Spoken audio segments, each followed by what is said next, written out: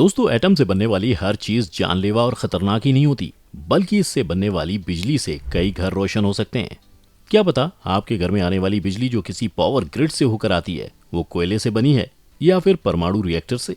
भारत के पास 7 atomic power station है। उनमें सबसे पुराना तारापुर एटॉमिक पावर स्टेशन है, जिससे जुड़ी एक एक जानकारी आज इस फैक्टिफाइड वीडियो में जानेंगे और ये भी आपको बताएंगे कि फुकुशिमा एक्सीडेंट के बाद से इसे बंद करने की बात क्यों होने लगी है। Factified. Facts on your face. Maharashtra के तारापुर में बना ये एटॉमिक पावर स्टेशन 50 साल पुराना है, जिसे बनाने का पर्पस ही बिजली बनाने में कोयले का यूज कम करना था। वैसे ये आप सभी जानते ही होंगे कि कोयला हो या फिर पेट्रोल, दोनों ही अर्थ के अंदर एक सर्टेन क्वांटिटी में है जो कभी न कभी खत्म हो जाएगा। ऐसे में आने वाले सालों में बिना कोयले के बिजली कैसे बनेगी, ये सवाल सालों से हर किसी को परेशान कर रहा था। लेकिन अब साइंटिस्ट ने इसका सॉल्यूशन भी निकाल लिया है और अब हम उस एनर्जी की तरफ भाग रहे हैं जो रिन्यूएबल है, जिससे हम बिजली बना सकते हैं। और शायद आपको जानकर हैरानी हो कि अकेले तारापुर प्लांट एक दिन में करीब 80 लाख यूनिट बिजली बनाता है। देश भर में न्यूक्लियर पावर से बनने वाली बिजली को कंट्रोल करने वाला organisation nuclear power corporation of India limited जितनी भी बिजली बनाता है उसका 1/3 तारापुर एटॉमिक स्टेशन से आता है। अब आपके दिमाग में सवाल उठ रहा होगा कि जहां इतनी ज्यादा बिजली बनती है वो आखिर काम कैसे करता है, तो ये भी जान लीजिए हाउ इट वर्क्स। दरअसल न्यूक्लियर पावर से बिजली बनाने में सबसे बड़ा रोल 2 चीजों का होता है, पहला यूरेनियम और दूसरा रिएक्टर। इसके लिए रॉ यूरेनियम ओर लिया जाता है। उसे प्रोसेस करने के बाद उंगली के आकार का यूरेनियम डाइऑक्साइड बनता है। फिर मेटल फ्यूल रॉ में मिलाकर बंडल तैयार करते हैं, जिसे पावर पैक बंडल कहते हैं। एक पावर पैक बंडल जो 24 किलो का होता है, उससे 1 मिलियन यूनिट बिजली बनती है। What is an atomic power station? खास बात यह है कि यहाँ 24 घंटे और 365 दिन बिजली बनती है। ये बात इसलिए ज्यादा इंपॉर्टेंट है क्योंकि अगर आप सोलर एनर्जी से बिजली बनाएंगे तो वहाँ रुक रुक कर बिजली बनेगी। कोयला पेट्रोल तो खत्म ही हो रहे हैं, इसलिए ये बेस्ट ऑप्शन है। अब तक तो आप एटॉमिक पावर स्टेशन का मतलब समझ ही गए होंगे, लेकिन अब भी नहीं समझे तो आसान भाषा में ये जान लीजिए कि कोई भी एलिमेंट टूटकर एटम में बदलता है और यूरेनियम के एटम जब टूटते हैं तो उससे इतनी ज्यादा एनर्जी पैदा होती है कि उसे कंट्रोल करना आसान नहीं होता। विस्फोट को कम करने के लिए कैडमियम या बोरॉन की छड़ भी लगाते हैं, जो एक तरह का स्पीड कंट्रोलर होता है। इससे भी काम नहीं चल पाता तो मॉडरेटर के लिए ग्रेफाइट या भारी जल यूज करते हैं।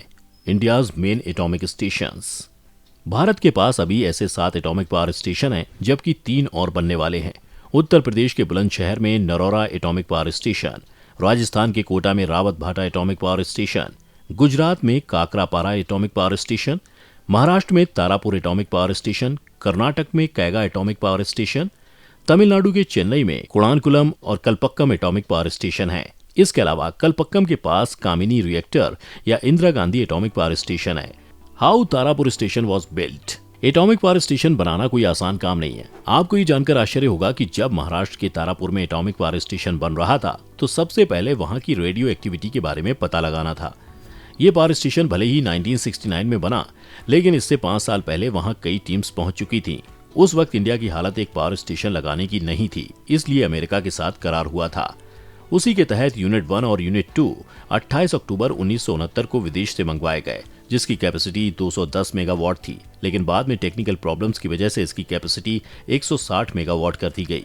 बाद में BHEL, L&T और गैमन इंडिया ने 2005-2006 में यूनिट 3 और यूनिट 4 लगाया। करीब 4 दशक से भी ज्यादा समय से यहाँ बिजली बन रही है और इस पावर स्टेशन ने सबसे बड़ा रिकॉर्ड तब बनाया जब 750 दिन से भी ज्यादा दिन तक इनका एक रिएक्टर लगातार चलता रहा। How it operates?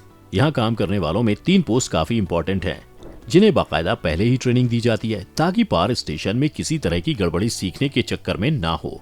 Technician, supervisor और साइंटिफिक ऑफिसर्स जो यहाँ ज्वाइन करते हैं उन्हें पहले एग्जाम पास करना होता है, फिर इंटरव्यू होता है और उसके बाद ट्रेनिंग होती है।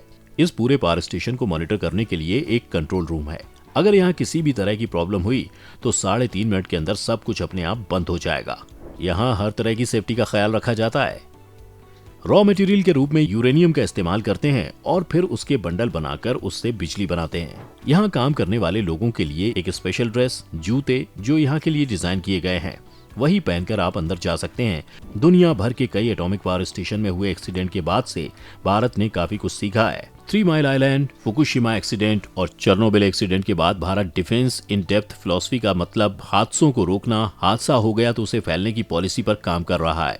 1.5 किलोमीटर के इलाके को एक्सक्लूजन जोन डिक्लेयर किया गया है ताकि किसी भी तरह की लीकेज हो तो उसे रोका जा सके। क्योंकि साल 2011 में जापान के फुकुशिमा में भूकंप और सुनामी की वजह से जो हुआ वो काफी भयावह था। किसी की मौत तो नहीं हुई, लेकिन लाखों लोगों को दूसरी जगह शिफ्ट करना पड़ा था। सालों तक जापान यही सोचता रहा कि उस रेडियो एक्टिव पानी को कहां छोड़ें। बाद में उस पानी का ट्रीटमेंट हुआ और फिर उसे समुद्र में छोड़ने की बात सामने आई।